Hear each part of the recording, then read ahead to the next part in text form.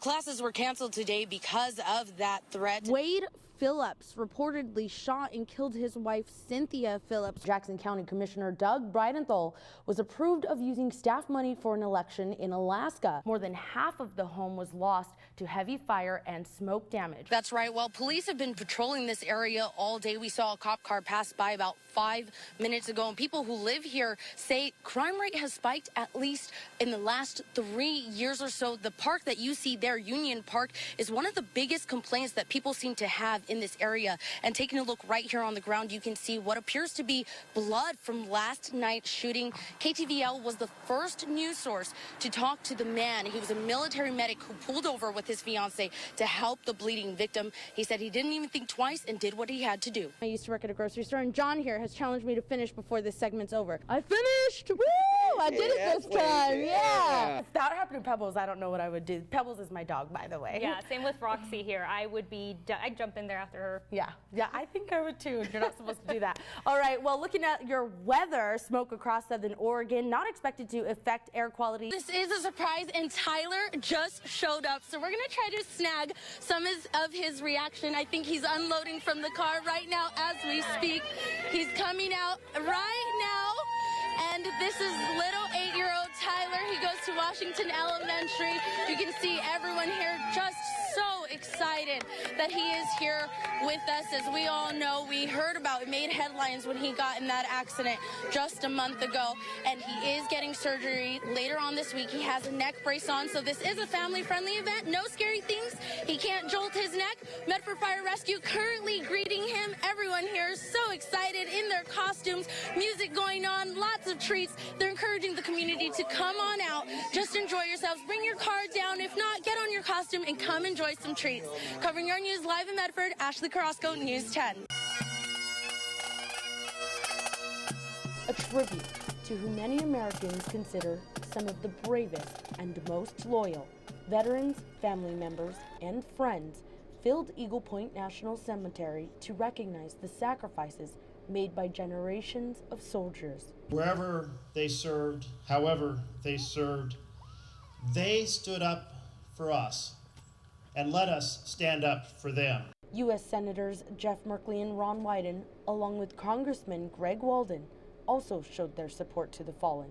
For them, a simple thank you is not enough. Those words, though meaningful and heartfelt, are not enough to repay the debt that we owe to them. Some people in the crowd celebrated.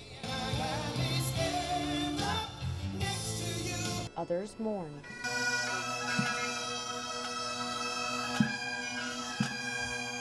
Showing support, united as one, honoring those who fought for our country. May God bless them, their families, and may God bless the United States of America. On your mark. Yes. Go, go, go. At only 3 years old, Emma Meinertz loves an adrenaline rush. In early March, her dad, Jesse, took her to watch races at the River City BMX track in Grants Pass. To his surprise, she instantly fell in love with the sport. She wakes up every morning and says, "Are we going to the racetrack today?" That passion for BMX riding shines through. As soon as she showed up to the fairgrounds Tuesday, Emma couldn't wait to hit the track.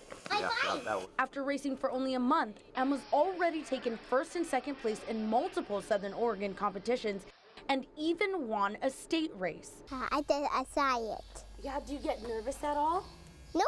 But it's a different story for her dad at times. This last weekend at the Nationals, she was going really fast, and I thought she was going to start catching air at some point. Her mom, Kathy, and baby sister, Justice, go to every race and cheer her on from the stands. While it's always nice to see her daughter win, Kathy says she's more proud of how it's helping her build character. Racing is not all about getting first place. You know, it's definitely building her confidence and showing her that she can be a strong princess, is what we say. You know, everything that you do it well. There's no doubt Emma, known as the Little Racing Princess, gives it her all.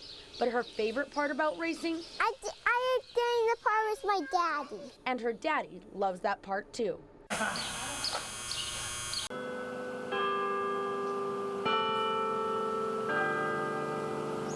As the clock struck 1 Wednesday, all that was roaming Southern Oregon University were squirrels and floating leaves. Well, there was plenty of parking.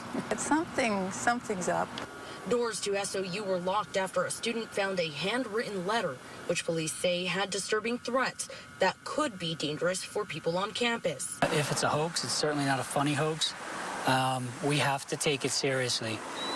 We owe it to the citizens, we owe it to the students. Students were notified, but given little information, leaving some of them frustrated. I mean, for me and a lot of my friends, we don't read these emails. We really don't. We just get them and we're kind of like, oh, cool, no school, whatever.